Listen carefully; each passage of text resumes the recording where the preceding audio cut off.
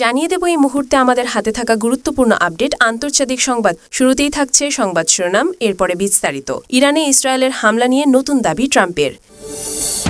এবারে থাকছে ইসরায়েলি রাষ্ট্রদূতকে হত্যা চেষ্টার অভিযোগ ইরানের। এরপরে জানিয়ে দেব তুরস্কের নেতানিয়াহুর বিরুদ্ধে গ্রেপ্তারি পরোয়ানা। সর্বশেষ জানিয়ে দেব গাজায় ইসরায়েলি যুদ্ধাপরাধ নিয়ে যা জানালো মার্কিন গোয়েন্দা প্রতিবেদন। এতক্ষণ শুনছিলেন সংবাদ শিরোনাম, এবারে বিস্তারিত। ইরানে ইসরায়েলের হামলা নিয়ে নতুন দাবি ট্রাম্পের। ইরানে ইসরায়েলের হামলা নিয়ে নতুন করেছেন মার্কিন প্রেসিডেন্ট ডোনাল্ড ট্রাম্প। তিনি এ হামলায় নেতৃত্ব দেওয়ার দাবি করেছেন। বৃহস্পতিবার ৬ নভেম্বর আল জাজিরার এক প্রতিবেদনে এ তথ্য জানানো হয়েছে। ট্রাম্প জানিয়েছেন, ইসরায়েলের সাম্প্রতিক ইরান হামলায় তিনি খুবই সক্রিয় ভূমিকা পালন করেছেন। বৃহস্পতিবার সাংবাদিকদের সঙ্গে আলাপকালে তিনি বলেন, ইসরায়েলই প্রথম আক্রমণ চালিয়েছিল, আর সেই আক্রমণ ছিল অসাধারণ শক্তিশালী। আমি পুরো ঘটনাটির দায়িত্বে ছিলাম। ট্রাম্পের এই বক্তব্যে যুক্তরাষ্ট্রের পূর্ববর্তী সরকারি অবস্থানের সঙ্গে তীব্র বৈপরীত্য দেখা দিয়েছে।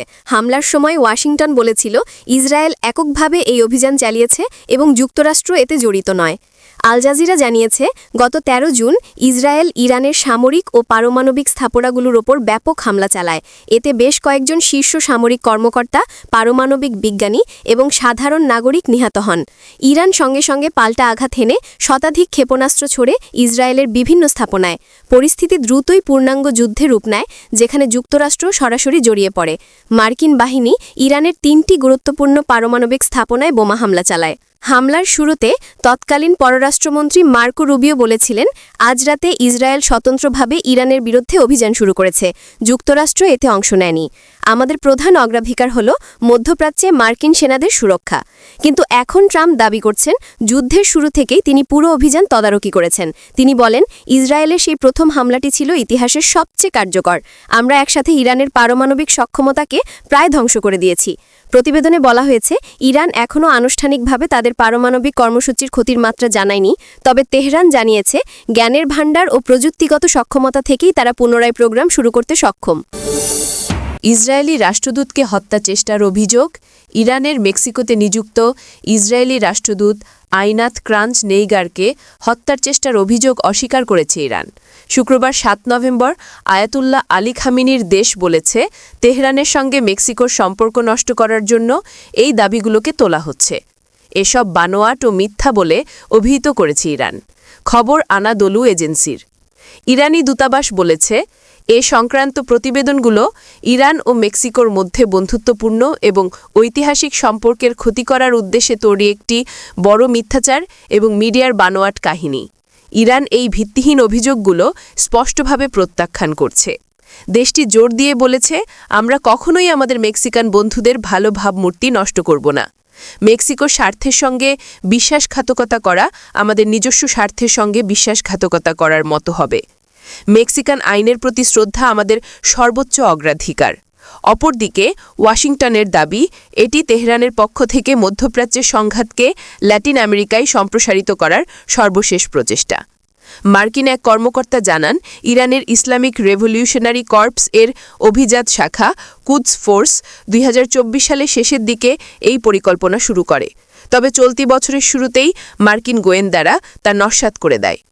নাম প্রকাশে অনিচ্ছুক ওই কর্মকর্তা বলেন, ষড়যন্ত্রটি নিয়ন্ত্রণে আনা হয়েছে এবং বর্তমানে কোনো হুমকি নেই।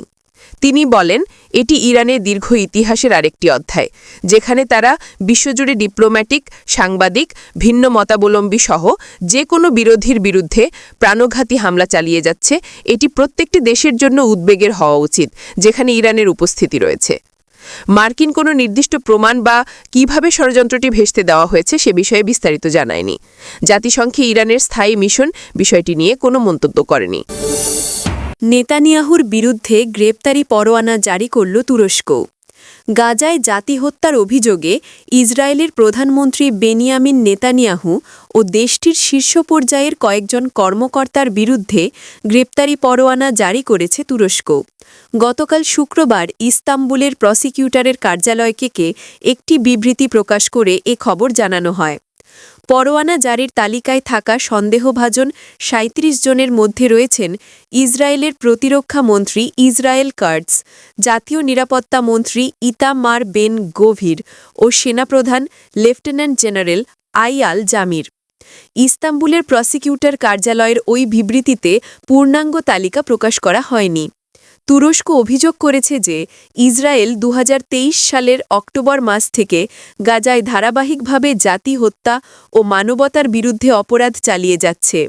বিবৃতিতে আরও বলা হয় যে 2023 সালের 17 অক্টোবর আল আহলি ব্যাপটিস্ট হাসপাতালে হামলায় 500 জন নিহত হন। 2024 সালের 29 ফেব্রুয়ারি ইসরায়েলি সেনারা ইচ্ছাকৃতভাবে চিকিৎসার সরঞ্জাম ধ্বংস করে। গাজাকে অবরুদ্ধ করে রাখা হয় এবং যুদ্ধে ক্ষতিগ্রস্ত ব্যক্তিদের মানবিক সহায়তা থেকে বঞ্চিত করা হয়। বিবৃতিতে তুরস্ক ফিলিস্তিন ফ্রেন্ডশিপ হাসপাতালের কথাও উল্লেখ করা হয়েছে। তুরস্ক গাজায় এই হাসপাতাল নির্মাণ করেছিল। গত মার্চে ইসরায়েল সেখানে বোমা ফেলে। ইসরায়েল তুরস্কের এই পদক্ষেপকে প্রচারণার কৌশল বলে বর্ণনা করে এর তীব্র নিন্দা জানিয়েছে। সামাজিক যোগাযোগ মাধ্যম এক্সে এক পোস্টে ইসরায়েলের পররাষ্ট্রমন্ত্রী গিডিয়ন সার জানান, ইসরায়েল ঘৃণা ভরে তুরস্কের এই প্রচারণার কৌশল প্রত্যাখ্যান করেছে। ফিলিস্তিনের সশস্ত্র গোষ্ঠী হামাস তুরস্কের এই ঘোষণাকে স্বাগত জানিয়েছে ও প্রশংসা করেছে। হামাস বলেছে, এই ঘোষণা তুর্কি জনগণ ও তাদের নেতাদের আন্তরিক অবস্থান নিশ্চিত করে। হামাস আরও বলেছে, তুরস্ক ফিলিস্তিনের জনগণের প্রতি সুবিচার করেছে, মানবিক আচরণ করেছে। গাজায় ইসরায়েলি যুদ্ধাপরাধ নিয়ে যা জানালো মার্কিন গোয়েন্দা প্রতিবেদন। গাজায় ইসরায়েলের সামরিক অভিযান চলাকালীন ইসরায়েলের সামরিক আইনজীবীরা যুদ্ধাপরাধের অভিযোগ উত্থাপনের মতো প্রমাণ থাকার বিষয়ে সতর্ক করেছিলেন বলে গত বছর যুক্তরাষ্ট্রের গোয়েন্দা সংস্থা তথ্য সংগ্রহ করেছিল। ওই অভিযান পরিচালিত হয়েছিল মূলত মার্কিন অস্ত্রের ওপর নির্ভর করে।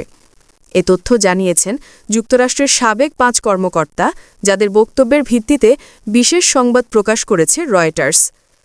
সাবেক মার্কিন কর্মকর্তারা জানিয়েছেন, এই তথ্য ছিল গাজা যুদ্ধ চলাকালীন যুক্তরাষ্ট্রের শীর্ষ নীতি নির্ধারকদের কাছে পৌঁছানো সবচেয়ে উদ্বেগজনক গোয়েন্দা প্রতিবেদনগুলোর একটি। এতে দেখা যায়, ইসরায়েলি সামরিক বাহিনীর ভেতরেই যুদ্ধ পরিচালনার বৈধতা নিয়ে সংশয় ছিল, যা সরকারের প্রকাশ্য অবস্থানের সঙ্গে তীব্রভাবে সাংঘর্ষিক। গাজায় বেসামরিক মানুষের মৃত্যু ক্রমেই বাড়তে থাকায় যুক্তরাষ্ট্রের কর্মকর্তারা আশঙ্কা প্রকাশ করেন যে ইসরায়েলের সামরিক অভিযান আন্তর্জাতিক মানবাধিকার আইন এবং যুদ্ধের নিয়ম লঙ্ঘন করতে পারে। তবে মার্কিন গোয়েন্দা প্রতিবেদনে যুদ্ধাপরাধের নির্দিষ্ট প্রমাণ বা ঘটনা উল্লেখ করা হয়নি। গাজা স্বাস্থ্য কর্তৃপক্ষের তথ্য মতে 2 বছরের সামরিক অভিযানে ইসরায়েলি হামলায় নিহত হয়েছে 68,000-এরও বেশি ফিলিস্তিনি। ইসরায়েল দাবি করছে, নিহতদের মধ্যে অন্তত 20,000 ছিলে যোদ্ধা। রয়টার্সের সঙ্গে কথা বলা 9 জন সাবেক মার্কিন কর্মকর্তা জানান, তারা প্রেসিডেন্ট জো বাইডেনের প্রশাসনের সময় দায়িত্বে ছিলেন এবং তাদের 6 জন সরাসরি এই গোয়েন্দা তথ্য ও পরবর্তী বিতর্ক সম্পর্কে জানতেন। বিষয়টির সংবেদনশীলতার কারণে তারা নাম প্রকাশ না করার শর্তে কথা বলেছেন। বাইডেন প্রশাসনের শেষ সপ্তাহে তীব্র বিতর্ক। গোয়েন্দা তথ্য প্রকাশের পর জাতীয় নিরাপত্তা পরিষদে বিভিন্ন সংস্থার কর্মকর্তারা বৈঠক করেন। আলোচনায় উঠে আসে, ইসরায়েল যুদ্ধাপরাধ করছে বলে আনুষ্ঠানিক সিদ্ধান্তে উপনীত হলে মার্কিন আইন অনুসারে দেশটিকে অস্ত্র সরবরাহ ও গোয়েন্দা সহযোগিতা বন্ধ করতে হবে।